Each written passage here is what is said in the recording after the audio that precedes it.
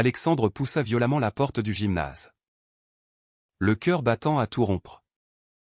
Tandis que les sirènes hurlaient au loin. Devant lui. Le corps inerte de Victor gisait sur le tapis de course. Les yeux vitreux fixant le plafond. En un instant. Tout bascula, l'homme qui l'avait tourmenté pendant des mois venait de mourir sous ses yeux. Et Alexandre, simple entraîneur personnel, se retrouvait propulsé dans un tourbillon qu'il n'avait jamais imaginé. Il s'agenouilla près du corps, cherchant désespérément un pouls. Mais ses mains tremblaient trop pour sentir quoi que ce soit. Les autres clients du gymnase, figés dans un silence choqué, commençaient à murmurer. « Appelez les secours !» cria Alexandre. Sa voix brisée par l'émotion. Mais il savait déjà que c'était trop tard. Victor, ce PDG impitoyable qui régnait sur un empire immobilier à Paris, avait succombé à une crise cardiaque fulgurante pendant leur séance d'entraînement habituelle. Alexandre, 28 ans, avec ses rêves modestes de vie stable, se sentait coupable sans savoir pourquoi. Avait-il poussé Victor trop loin? Ou était-ce le poids des secrets que cet homme portait qui l'avait tué? Les ambulanciers arrivèrent enfin, confirmant le décès. Alexandre fut interrogé par la police. Routine pour un tel événement. Vous étiez son entraîneur personnel depuis combien de temps? Demanda l'inspecteur. Un homme d'une quarantaine d'années au regard suspicieux. 6 mois. Répondit Alexandre. La gorge serrée. Il omit de mentionner les moqueries constantes. Ces pics homophobes que Victor lui lançait à chaque séance. Comme pour tester ses limites. T'es pas en train de me draguer. Hein? Le PD, disait-il souvent en riant. Tout tension sur le vélo elliptique. Alexandre avait appris à encaisser. À sourire poliment. Car Victor était un client VIP qui payait grassement. Mais au fond, ces mots le rongeaient, ravivant les blessures d'une adolescence marquée par le rejet familial. De retour chez lui ce soir-là, dans son petit appartement du Marais, Alexandre ne trouva pas le sommeil. Il repensait à leur première rencontre. Victor était arrivé au gymnase un jour pluvieux d'automne, imposant dans son costume sur mesure, demandant un coach personnel pour remettre de l'ordre dans ce corps vieillissant. Alexandre avait été assigné à lui. Et dès le début, l'alchimie avait été étrange. Victor, 55 ans, divorcé avec 2 enfants adultes, semblait fasciné par la vitalité d'Alexandre. Mais cette fascination se muait rapidement en sarcasme. Avec tes muscles, tu dois en faire fondre des cœurs. Ou des culs. C'est selon. Avait-il lancé un jour, provoquant un rire forcé chez Alexandre. Pourquoi Victor agissait-il ainsi? Alexandre se posait la question depuis des mois. Était-ce de la pure homophobie? Ancré dans une éducation bourgeoise conservatrice? Ou y avait-il autre chose? Une frustration refoulée? Alexandre, ouvertement gai depuis ses 20 ans, avait connu pire, le dédain de son père. Un ouvrier de province qu'il avait chassé de la maison à 18 ans. Pas de ça chez nous, avait-il dit. Alexandre s'était reconstruit à Paris, trouvant refuge dans la communauté LGBT. Mais les cicatrices restaient. Victor, avec son statut social élevé, représentait tout ce qu'Alexandre méprisait, le pouvoir qui écrase les vulnérables. Le lendemain matin, un coup de téléphone changea tout. C'était l'avocat de Victor, Maître Laurent. Un homme sec et professionnel. Monsieur Dupont, vous êtes bien l'entraîneur personnel de Feu M. Leclerc? Alexandre confirma. Le cœur serré. Je dois vous informer que vous êtes cité dans le testament de M. Leclerc. Pouvez-vous venir à mon cabinet cet après-midi? Stupéfait. Alexandre accepta. Qu'est-ce que Victor pouvait bien lui léguer? Un abonnement gratuit au gymnase? Une montre en guise de pourboire post-mortem? Arrivé au cabinet luxueux des Champs-Élysées, Alexandre fut accueilli par Maître Laurent et les deux enfants de Victor, Sophie. 32 ans. Avocate ambitieuse. Et Julien. 30 ans. Qui gérait déjà une partie des affaires familiales. Leur regard était hostile. Chargé de suspicion. Qu'est-ce que vous faisiez exactement avec mon père? Demanda Julien d'emblée. Sa voix tranchante comme un couteau. Alexandre rougit. Sentant le piège. Je l'entraînais. C'est tout. Sophie ricana. Et pourquoi voulait-il quoi que ce soit? Vous n'êtes qu'un employé. Maître Laurent intervint. Ouvrant le testament. Les mots tombèrent comme un verdict, Victor léguait à Alexandre 51% des parts de son entreprise. Leclerc Immobilier? Une société valant des millions d'euros. Un silence de mort s'abattit sur la pièce. Julien explosa, c'est impossible. Il devait tout nous laisser. Sophie, les larmes aux yeux, accusa Alexandre d'avoir manipulé leur père. Vous l'avez séduit. C'est ça? Avec vos charmes? Alexandre? Abasourdi. Balbutia, je n'ai rien fait de tel. Je ne comprends pas. De retour chez lui, Alexandre fouilla dans ses souvenirs. Avait-il raté des signes? Lors de leur dernière séance, Victor avait semblé plus vulnérable. Tu sais, Alexandre, la vie est courte. On cache tant de choses, avait-il murmuré entre deux séries de pompes. Alexandre avait haussé les épaules, ignorant la profondeur de ses mots. Maintenant, tout prenait sens, Victor était peut-être gai lui aussi. Refoulé par sa position sociale. Sa famille conservatrice. Les moqueries étaient-elles une façade pour masquer son attirance? Mais accepter cet héritage signifiait plonger dans un monde hostile. La famille Leclerc n'allait pas lâcher prise. Julien, en particulier, semblait prêt à tout pour contester le testament. Alexandre se sentait piégé, refusé. C'était trahir la confiance posthume de Victor, accepter. C'était affronter les tempêtes. Son meilleur ami, Marc. Un graphiste de 29 ans qu'il avait rencontré dans un bar gay. L'appela ce soir-là. Mec. C'est dingue. Prends l'argent et fuis. Mais Alexandre savait que ce n'était pas si simple. L'héritage n'était pas qu'une fortune, c'était un fardeau chargé de secrets. Les jours suivants furent un tourbillon médiatique. Les journaux parisiens titraient « Le coach gay hérite de l'Empire Leclerc, scandale ou romance cachée ?» Alexandre fut harcelé par les reporters. Forcé de se cacher. Sa mère, qu'il n'avait pas vue depuis des années, l'appela soudainement.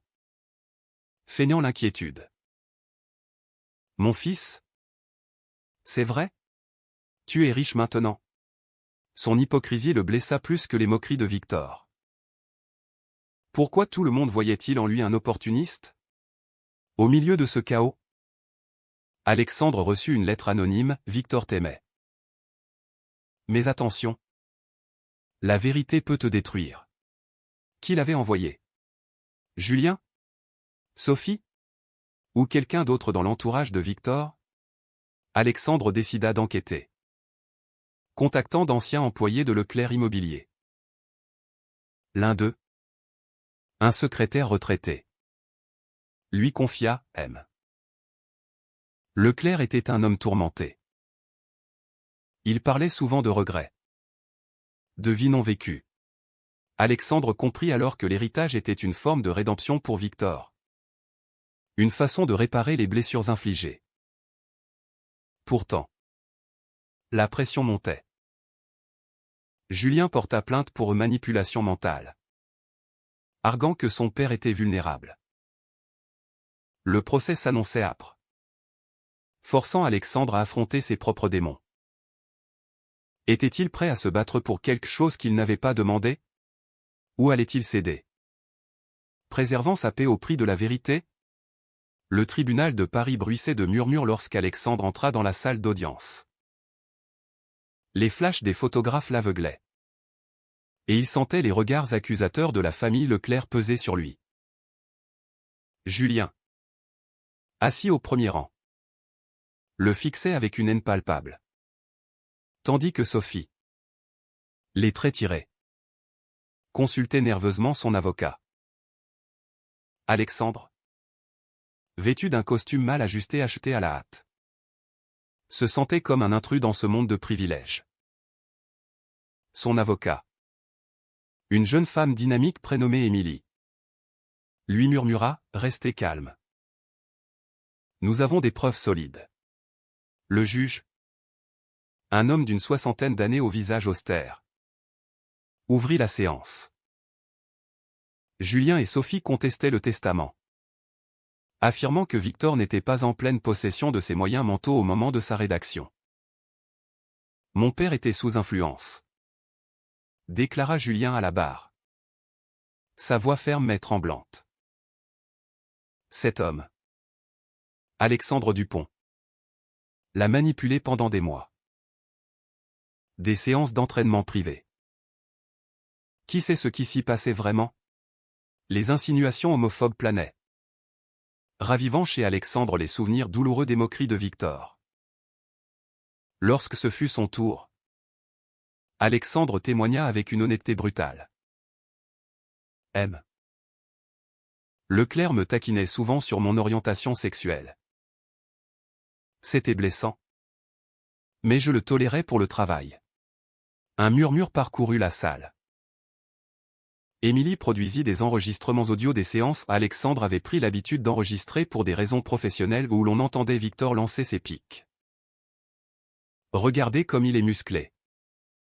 Notre petit gay préféré, disait-il en riant. Ces preuves montraient que Victor était lucide. Et que sa relation avec Alexandre était complexe. Mais pas manipulatrice. Pourtant, le témoignage de Sophie frappa fort.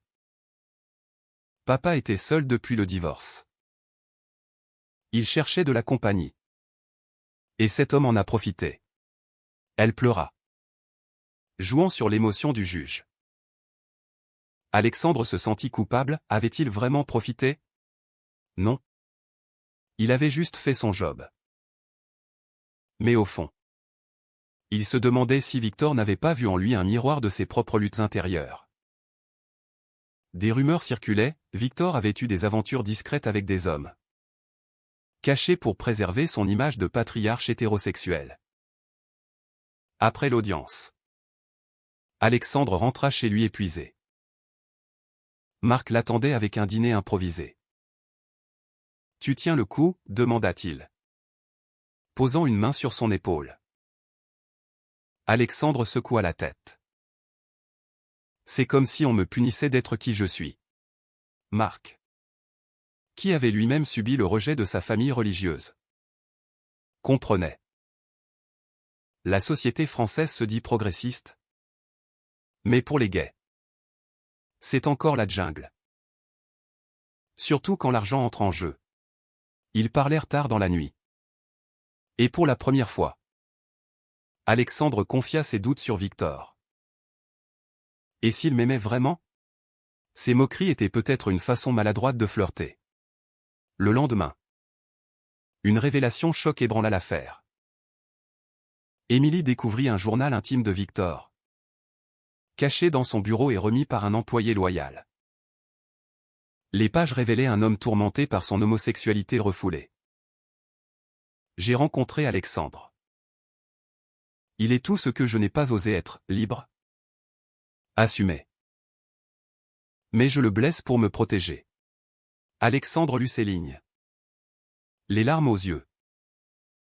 Victor avait légué son empire non par caprice, mais comme un acte de libération posthume. Je veux qu'il porte mon fardeau. Qu'il change les choses que je n'ai pas pu. Cette découverte alimenta les débats médiatiques. Des associations LGBT saluèrent l'histoire comme un symbole de lutte contre l'homophobie internalisée, tandis que des conservateurs la dénonçaient comme une perversion.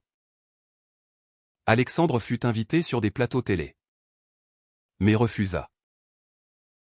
Je ne veux pas être un symbole. Juste un homme.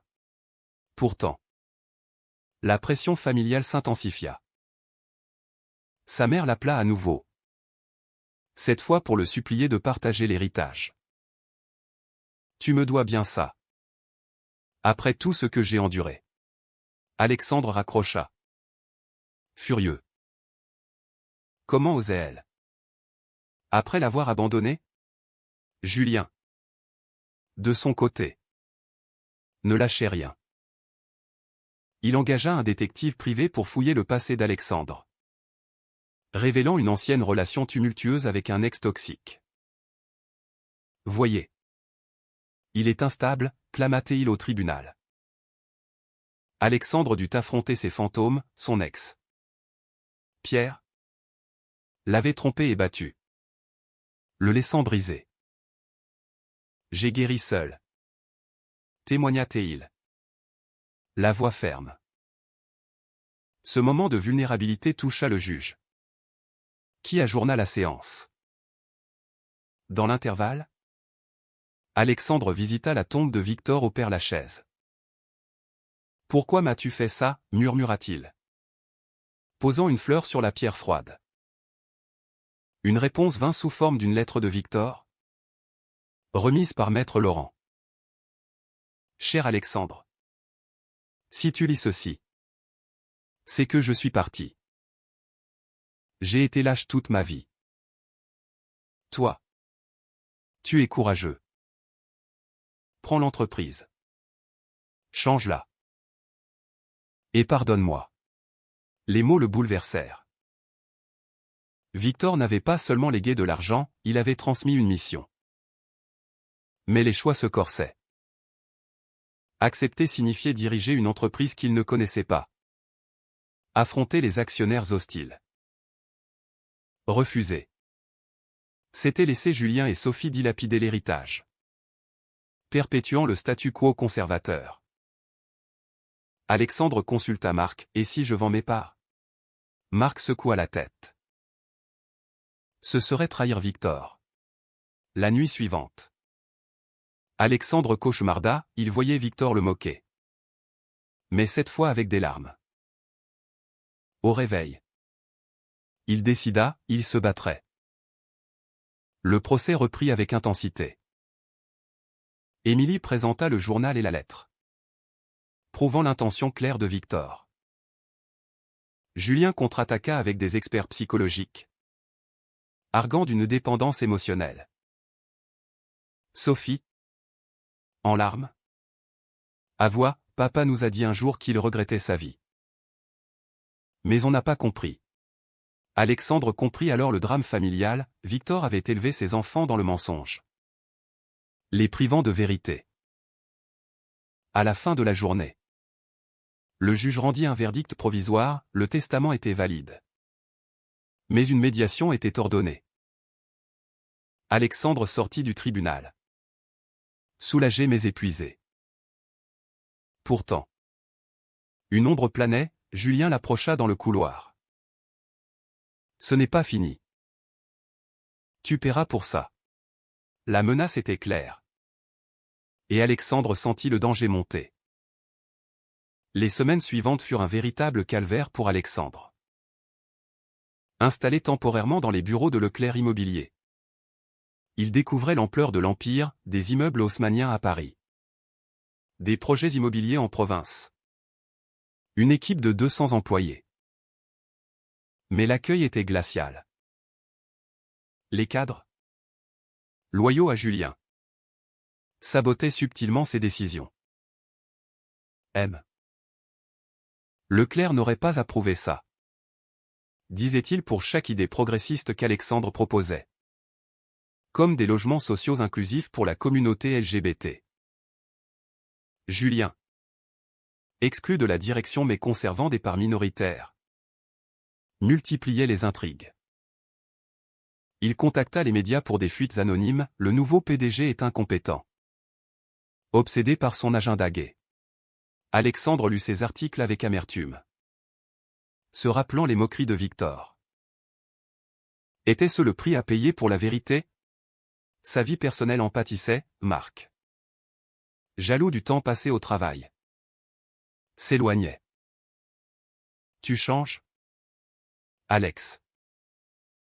Cet héritage te bouffe. Un soir, lors d'une réunion tendue, Alexandre confronta Julien. Pourquoi tant de haine? Ton père voulait que je sois là. Julien ricana. Mon père était faible. Toi. Tu es une erreur. Les mots blessèrent, mais révélèrent la fracture, Julien. Élevé dans l'ombre d'un père absent, projetait sa colère sur Alexandre. Sophie, plus nuancée, l'approcha en privé. Je sais que papa t'aimait. Mais nous, on l'a perdu depuis longtemps. Ils parlèrent des heures. Et Alexandre apprit que Victor avait été forcé au mariage par sa famille bourgeoise, étouffant ses désirs. Cette conversation marqua un tournant. Sophie accepta une médiation, proposant un partage plus équitable. Mais Julien refusa, ourdissant un plan plus sombre. Alexandre reçut des menaces anonymes, appels nocturnes, lettres d'intimidation. Abandonne ou tu regretteras. Paniqué, il contacta la police, mais sans preuve concrète. Rien ne fut fait. Marc insista, laisse tomber. Ta vie vaut plus que ça. Alexandre hésita, pesant le coup émotionnel. Accepter l'héritage l'avait isolé.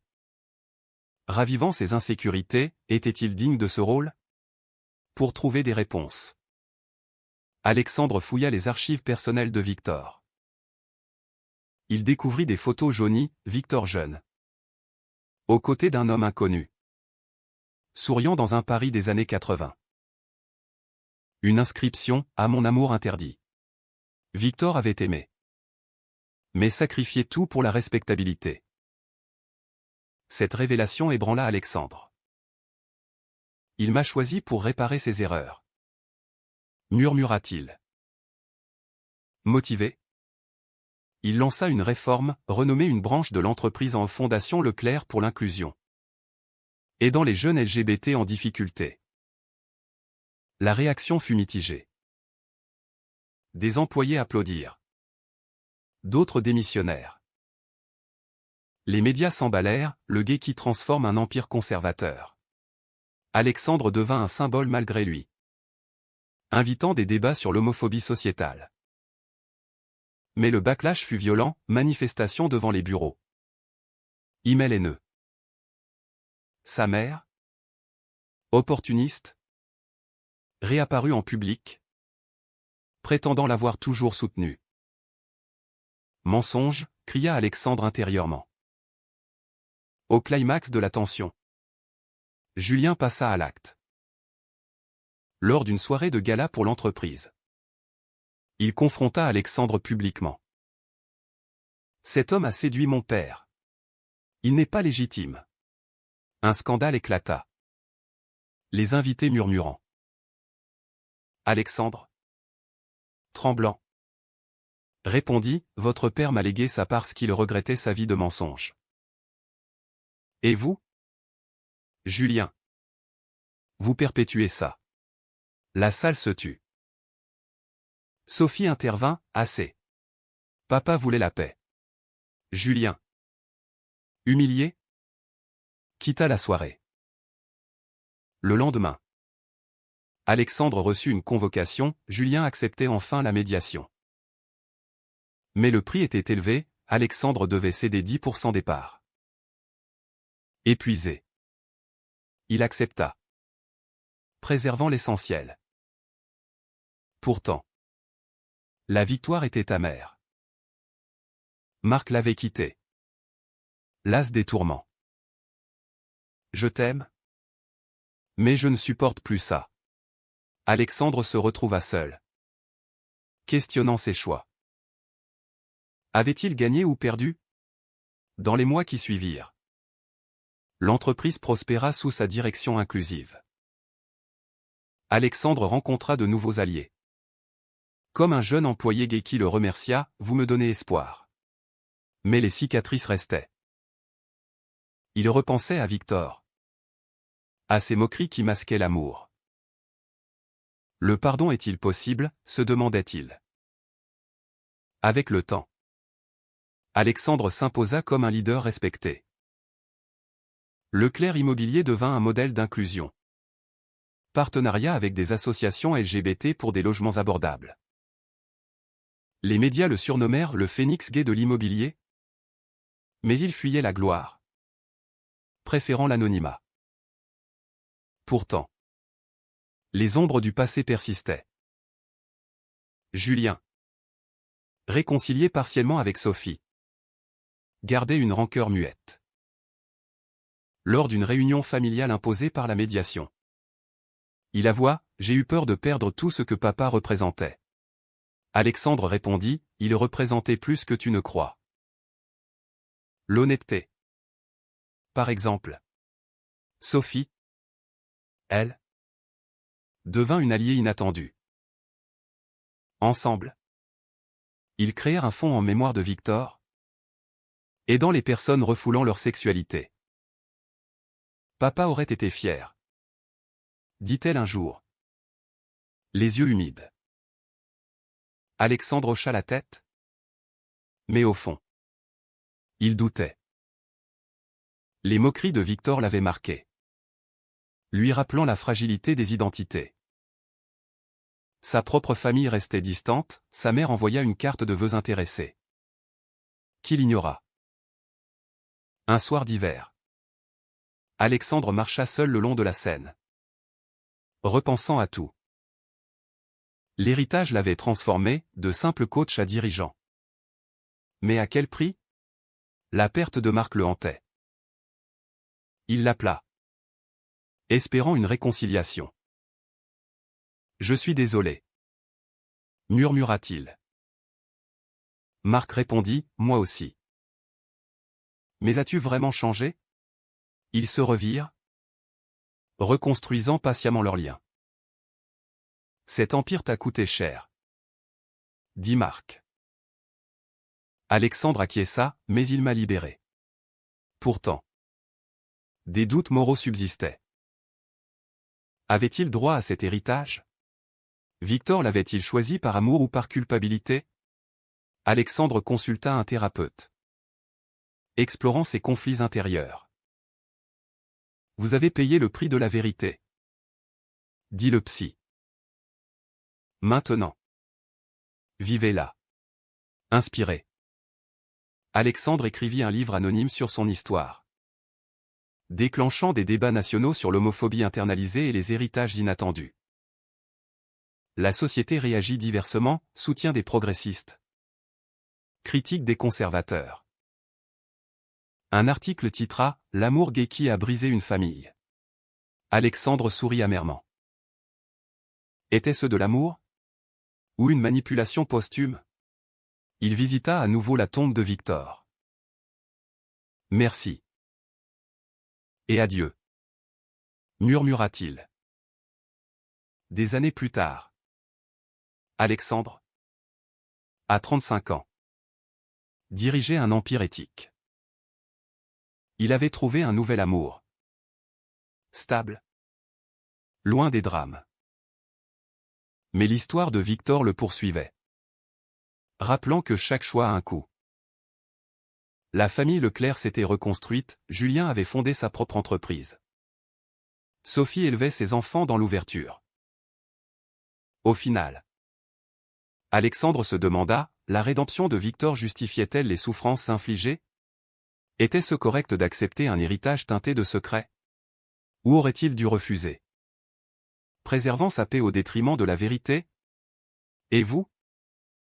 Lecteur. Pensez-vous qu'accepter un tel legs, fruit d'une vie de mensonges, est moralement juste?